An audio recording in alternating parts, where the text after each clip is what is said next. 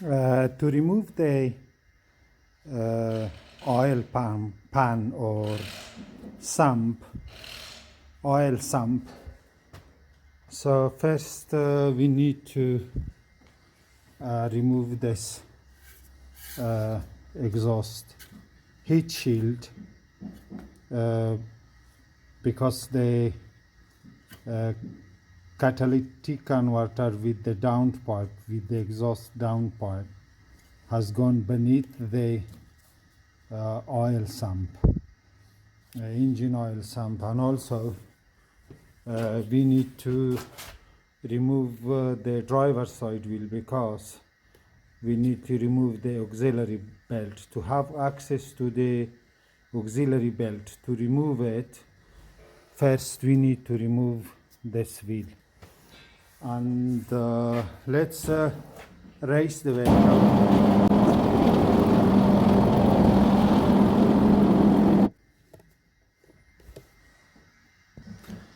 Okay, as you can see, this is one piece together with the catalytic converter, and that's connected here. And also, as you can see here, so until you haven't removed this one, so you will not have access to remove the sump. And also here you need to dismount the compressor, EC compressor. So to dismount the EC compressor, first you need to remove the auxiliary belt. So actually we can have access to the auxiliary belt without removing this wheel. So as you can see, there is plenty of space to remove this plastic cover first, then remove the auxiliary belt, and then dismount this. You do not need to touch this pipes, this and that, the top one, as you can see. So as you can see here, if you don't remove this, the EC compressor, you will not have access to the sump bolt to remove it. And first of all, most importantly, I haven't told you yet because I've forgotten to tell you, we first need to drain the oil out from the sump. So I'm going to drain the oil out of the sump, then remove this cover and remove auxiliary belt, dismount this EC compressor, remove this heat shield, exhaust heat shield, as you can see, this one, then remove this exhaust piece with the catalytic converter. Or actually, if we bring the exhaust pipe enough down to have access to the bolts and to remove the oil sump, that's also okay. But I'm going to see that whether I will be required to remove this properly or just bring it enough down to have access to the oil sump and remove the sump.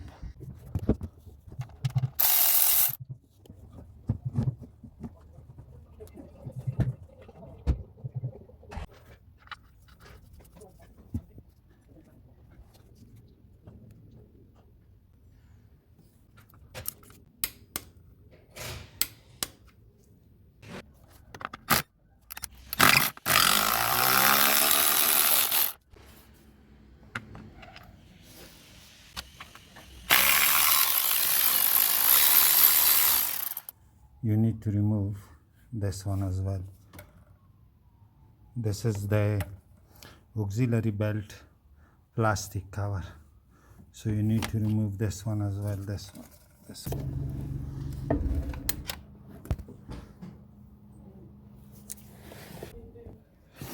And this is the car.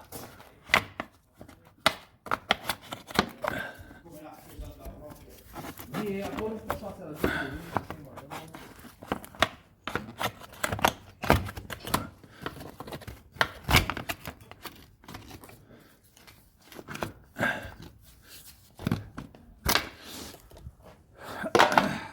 moved, so it's secured with one. I think it's going to be two because this screw was missing. So 1, 2, 3, 4, and 5 screws. This is the tensioner, as you can see.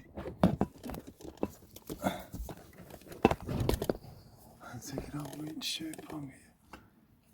This is the tensioner. And this is the 1/2-inch drive bar. You need to put that here. So, one second.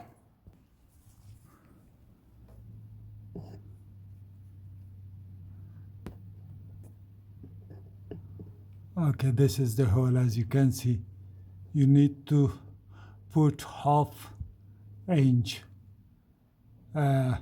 drive bar into it, and then let me zoom that out.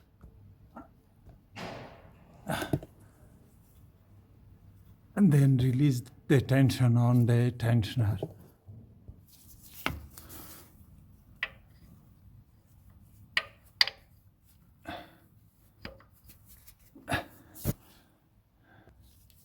Okay, before removing the belt, mark direction of the rotation of the belt.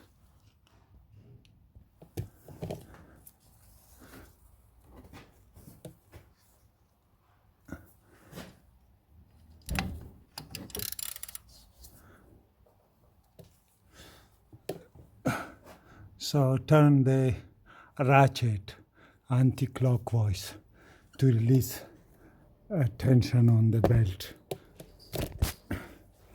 So, okay, as you can see, I have just disconnected belt from the EC compressor, and I'm going to leave that as it is. So you need to turn the ratchet anti-clockwise to release tension on the auxiliary belt.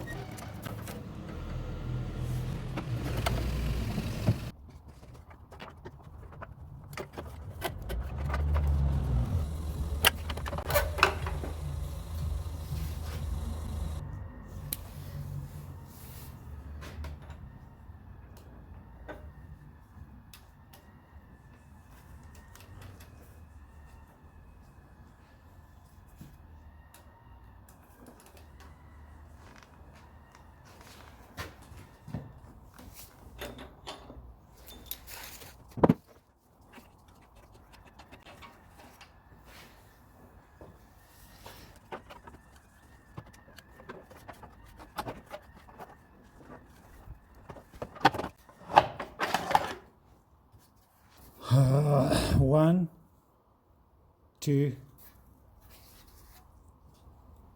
three, 4, 5, 6.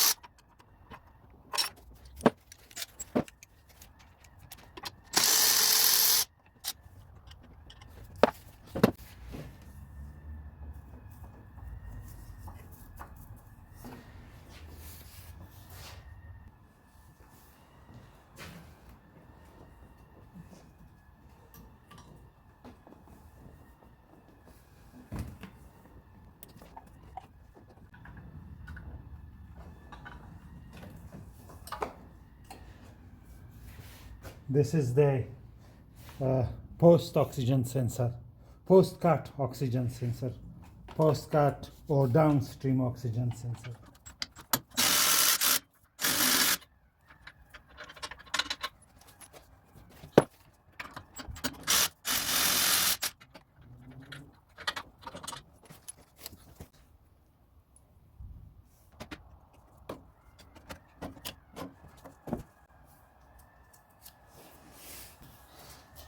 Okay, I need to remove this screw too.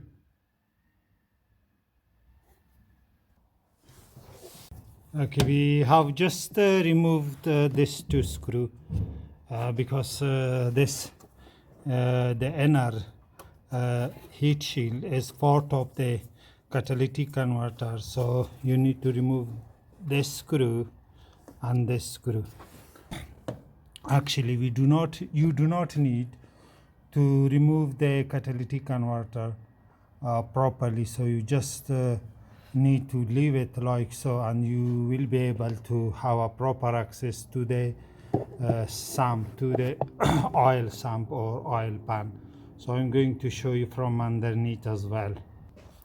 Okay, as you can see, and this is the space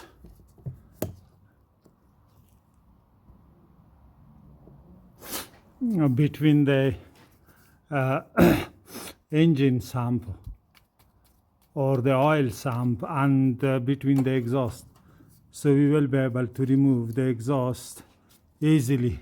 And also when you removing the oil sump, you need to make sure because the bolts are in variant length, so they are not equals.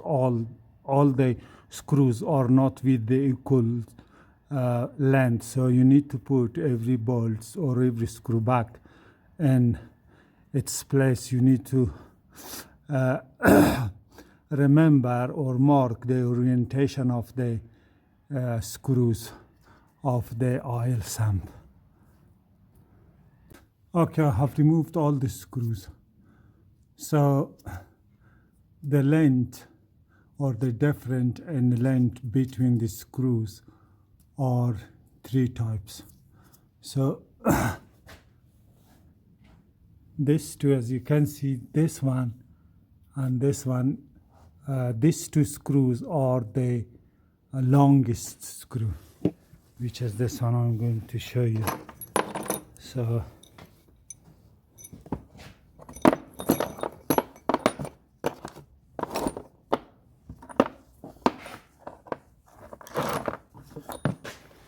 as you can see, this is the longest screw, and these three are with the same length, and the rest, which is this type and this, are the same. So this two is the longest, and this three screw are shorter than this but longer than this one. So this two, the longest with the longest length, these two screw go here, one here and one here. This is the longest one, and these three, which are with the same length, as you can see, with the same length. So one goes here, so one as you can see, one goes here. Let me show you that from the far. So one goes here, and the other one goes here, and the third one goes here. The rest of the screws are all with the same length. So I've removed all screws. Now I'm going to detach the oil sump from the block. These two screws are screwed to the gearbox housing. These are different. As you can see, these are this, and these two are tightened to 48 Newton meter. These two and this and that these are tightened to 10 Newton meter. So the service manual recommended that renew the bolts, all these screws, but I'm not going to renew that. I'm going to tighten to the torque specification. So 10 Newton meter this and 48 Newton meter this.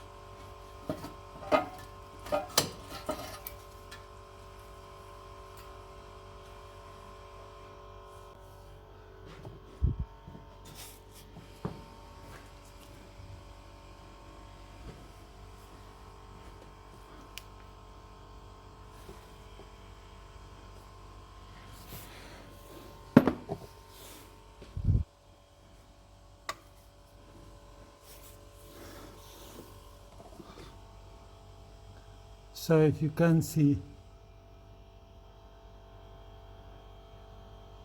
the oil pump pickup screen is completely blocked.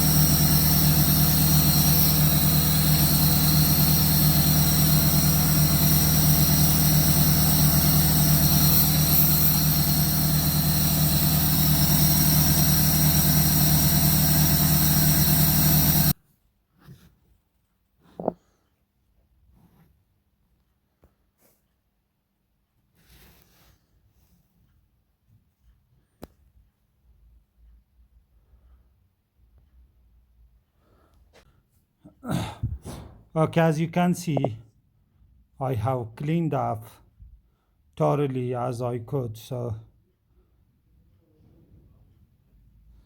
and the torque specification for this 3 screws which hold the oil pump to the block is 20 Newton meters. So 20 Newton meters, this one, that one, that one, this one, this, the 3 screws. And there is no washer here, goes here, because this is going to be metal to metal, and here as well. So I'm going to clean this thoroughly, the old sealant, remove the old sealant, and now we are going to install the oil pump.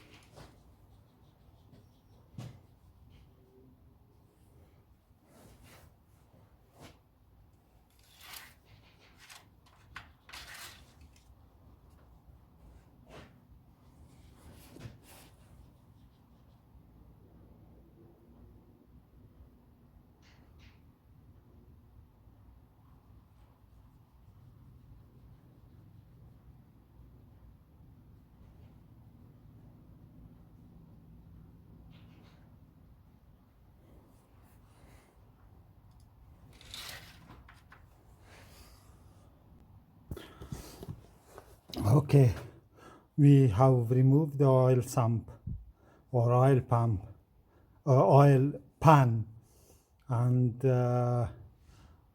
we have